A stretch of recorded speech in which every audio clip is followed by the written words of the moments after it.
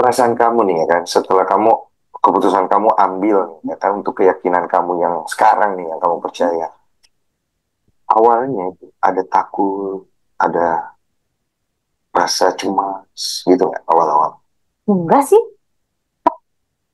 Saudara-saudara, Salam, Salam jumpa lagi bersama saya. Eh, saya ingin membahas satu video yang menarik ya, khusus untuk orang-orang Kristen. Ya, Salam jumpa lagi bersama saya. Kali ini kita akan bahas seorang bernama Salma Vina Sunan. Kamu pasti nggak nyangka, Salma Vina Sunan dulu kita kenal atau dikenal sebagai anak pengacara kondang ya, yaitu anak seorang pengacara kondang, selebriti berhijab. Kini hidupnya berubah total, saudara. Kenapa berubah total, saudara-saudara? Di podcast Deddy Sumargo, dia cerita dia pernah satu peristiwa diminta jadi penerima tamu di sebuah komunitas. Bayangin ya, Salma Vina yang dulu public figure, seorang yang terkenal dengan glamor, sekarang berdiri depan pintu, hanya berdiri depan pintu gereja, sambut jemaat, apa nggak malu? Justru disitulah awal perubahan besar terjadi. Saudara-saudara, di dalam podcast itu Salma Vina mengatakan jiwanya damai, apa yang membuat dia rela tinggalkan semua kenyamanan dulu. Katanya, aku nggak cari agama, aku cari Tuhan, dan dia merasa akhirnya ketemu yang namanya Tuhan. Nah, sekarang Salma Vina aktif pelayanan, lebih bahagia, lebih tenang, dan katanya hidupnya justru makin penuh makna. Nah, tetapi mau tahu kenapa Salma Vina bisa berubah begitu drastis? Apa yang dia temukan di komunitasnya sampai hidupnya benar-benar wow, berubah.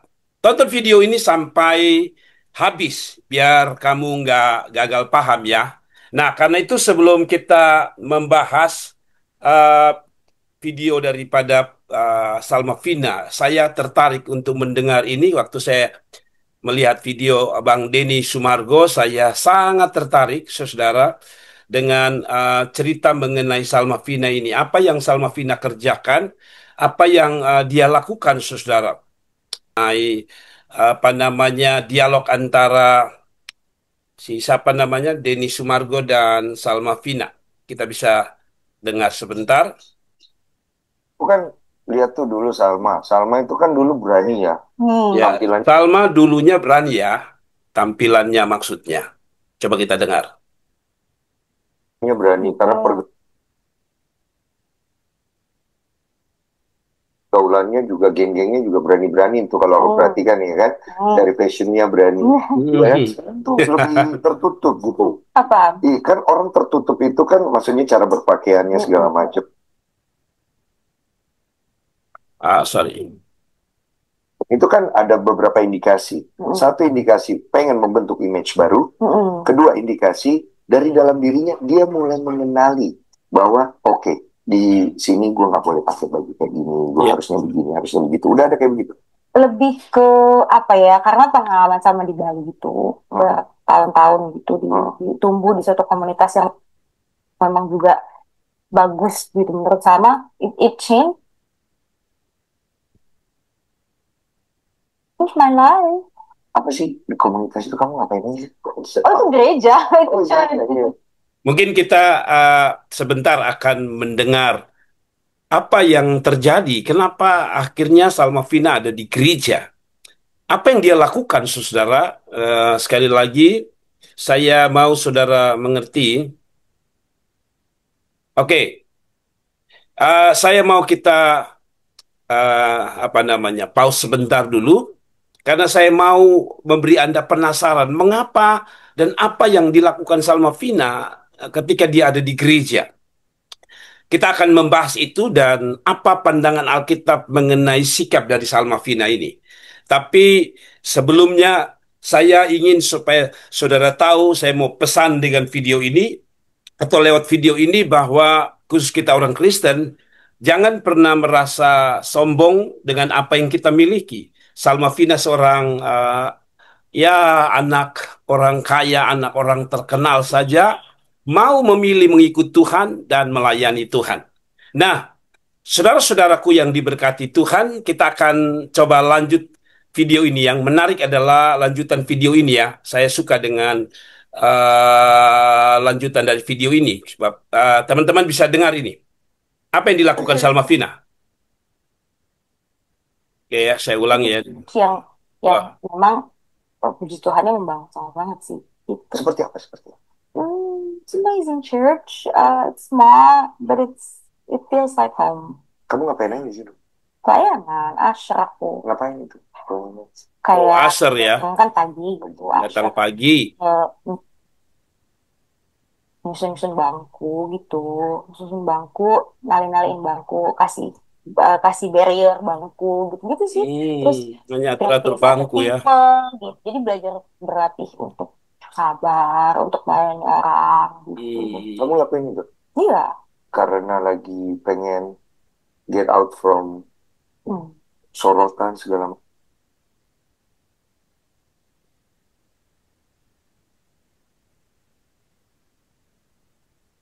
macam, atau karena apa? I just want to, karena I want to. Dia mau. Tenang. I want. Ya. To be my humble. I guess kayak selama ini, kayak contoh nih, kalian sudah selama ini, jadi tuh pas kepindahan ke Bali itu pas banget sama ditinggal sama asisten Salma. Ditinggal tuh dalam arti dia sama apa namanya, ya akhirnya kita nggak sama-sama lagi gitu. Jadi selalu sendirian kan, yang biasanya dilayani apa aja udah ada depan mata. Biasa dilayani sekarang melayani ya.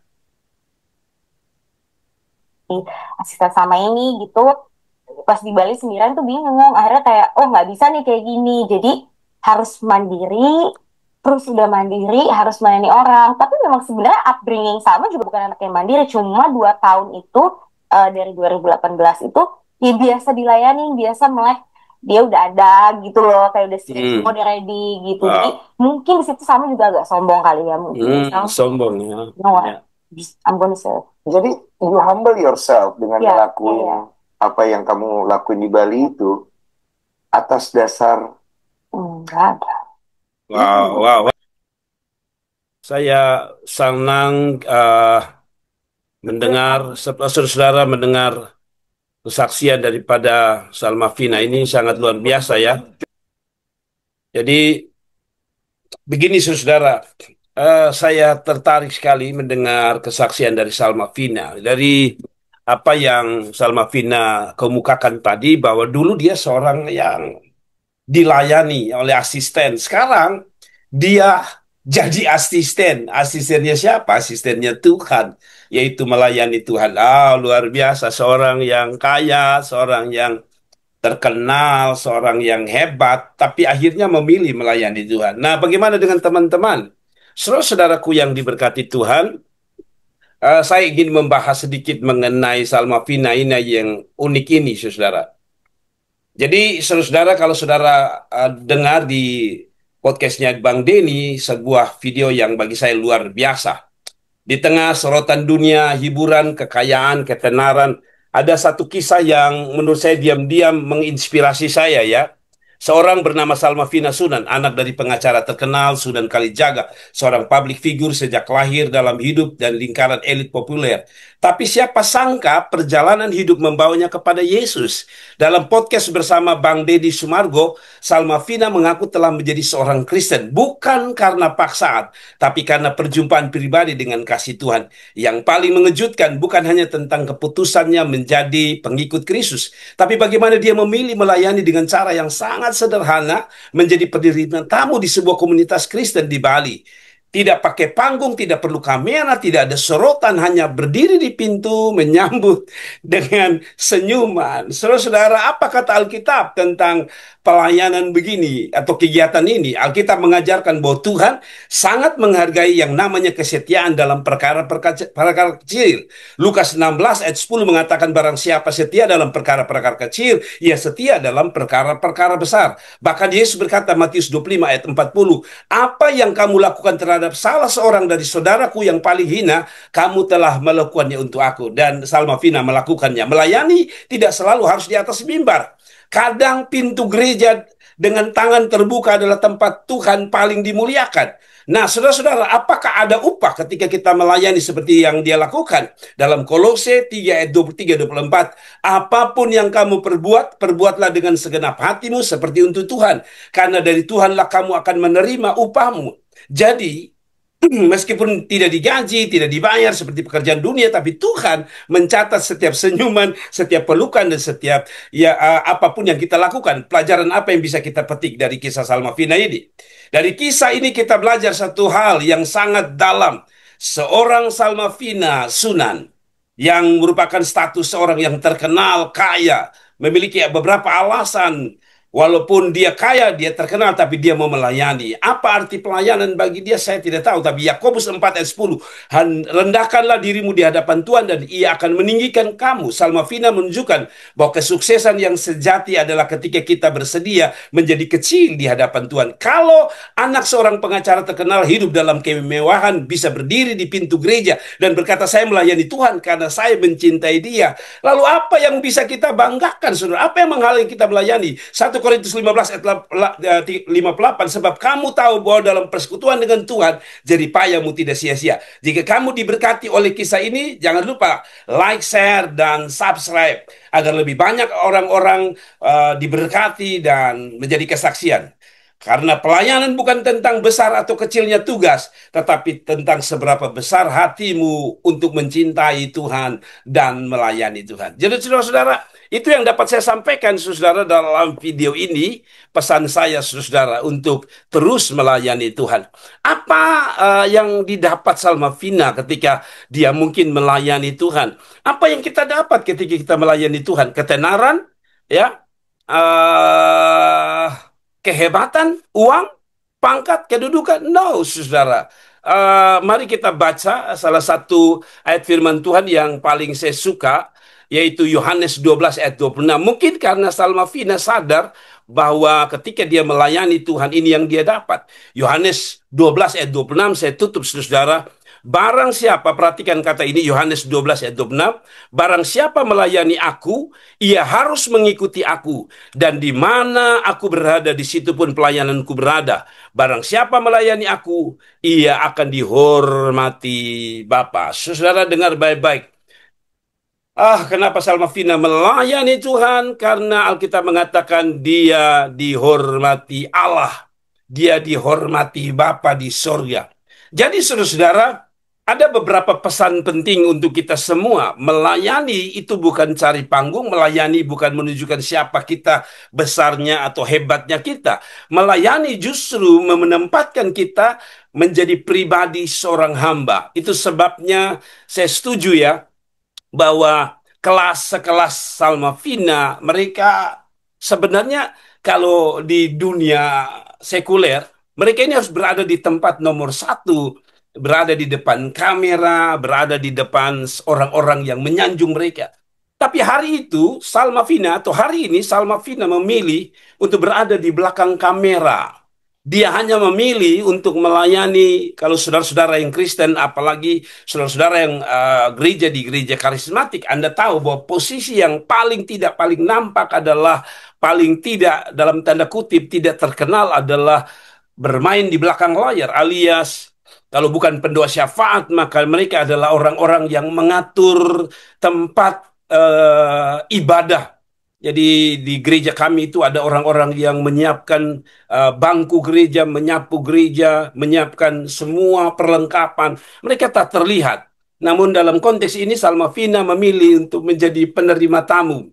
Jadi hanya sekedar jabat tangan, senyum, lalu mengatakan selamat datang, selamat beribadah, Tuhan berkati. Sebuah pekerjaan yang kalau dilihat sangat sederhana, tidak banyak diminati orang, tetapi saya kasih tahu saudara, Salmavina telah memberi pelajaran tentang pelayanan yang luar biasa. Pelayanan bukan pengkhotbah saja, pelayanan bukan song leader yang berdiri disorot kamera dan disorot banyak orang, tapi penerima tamu pun adalah satu pelayanan yang luar biasa. Alkitab mengatakan, lakukan segala sesuatu seperti untuk Tuhan dan bukan seperti untuk manusia. Jadi saya ingatkan saudara yang melayani, kelihatan dia tidak diperhatikan atau tidak terlalu hebat, tidak terlalu kelihatan. Saya pesan saudara, Salmavina saja mau terima tamu. Kadang-kadang kita nih di gereja, rasanya kalau kita ada di depan jadi singer songwriter lebih kelihatan lebih keren, lebih hebat. Saya kasih tahu saudara, pelayanan bukan bicara tentang keren dan tidaknya, bicara tentang terkenal atau tidaknya. Pelayanan bicara tentang hati hamba yang mau melayani, melakukan apa saja, bahkan yang paling hina yang kita lakukan untuk Tuhan, bagi saya itu paling mulia bagi Tuhan. Jadi itu saja yang dapat saya sampaikan dalam video ini. Saya berharap video ini memberkati, sekaligus menjadi pesan kita. Jangan sombong, yang pertama. Yang kedua, belajar dari Salma Vina. Yang kedua, tetap rendah hati. Dan yang ketiga, jangan pernah taruh harga terlalu tinggi untuk bisa melayani Tuhan. Kalau saudara terlalu tinggi menaruh nilaimu di hadapan Tuhan, takutnya kamu tidak mau melayani. Kamu tidak mau melayani. Belajar dari Salma Vina. Dia seorang yang terkenal mau melayani Tuhan. Lalu siapa saudara dan saya? Ya maaf ya, hanya mungkin orang-orang biasa tapi gengsi untuk melayani Tuhan. Tidak mau melayani Tuhan. Salma Vina saja mau melayani Tuhan. Lagi, kenapa kamu tidak melayani Tuhan? Salma Vina memberi hati kepada Tuhan untuk melayani. Mengapa kamu masih menunda-nunda untuk melayani Tuhan? Itu saja, saudara-saudara. Kalau video ini diberkati, ada usulan-usulan, saudara bisa share, bagi supaya banyak orang diberkati, dikuatkan, bahkan punya motivasi spirit untuk melayani Tuhan. Bang Denny Sumargo, terima kasih buat videonya. Saya mohon izin untuk membuat sesuatu yang positif, baik untuk kami, para hamba Tuhan, khusus jemaat, dan orang-orang Kristen pada umumnya. God bless you. Tuhan memberkati. Shalom.